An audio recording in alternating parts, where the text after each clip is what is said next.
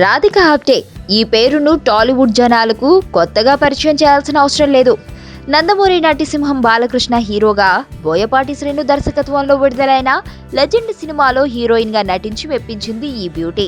ఇక లెజెండ్ సాధించిన ఘన విజయంతో ఆమెడికి తెలుగునాట ఆఫర్స్ బాగానే వచ్చినప్పటికీ ఎందుకనో ఆమె టాలీవుడ్ లో ఎక్కువ సినిమాలు ఒప్పుకోలేదు. ఆ తర్వాత మళ్లీ బాలయ్యతో కలిసి లయన్ సినిమాలో చిందులేసింది ఈ భామ.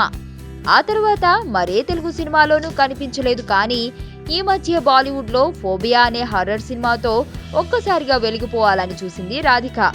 అయితే ఆ సినిమా పెద్దగా ఆడకపోవడంతో డైలమాలో పడిపోయింది ఈ అమ్మడు. ఇటీవల రాధిక ఇచ్చిన ఓ ఇంటర్వ్యూలో తనకు ఎవరంటే ఎక్కువ ఇష్టమని అడిగితే అందరికీ దిమ్మ తిరిగిపోయి షాక్ ఇచ్చింది అమ్మడు. నేను ఇప్పటి వరకు చేసిన సినిమాల్లో హీరోలు ఎవరూ తనకు సాటిరారు.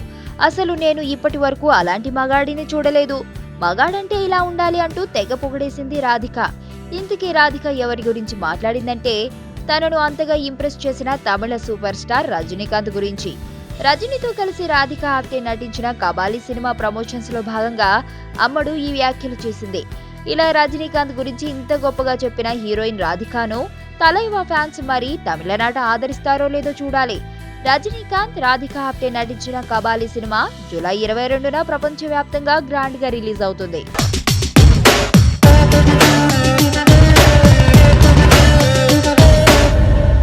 But for a change,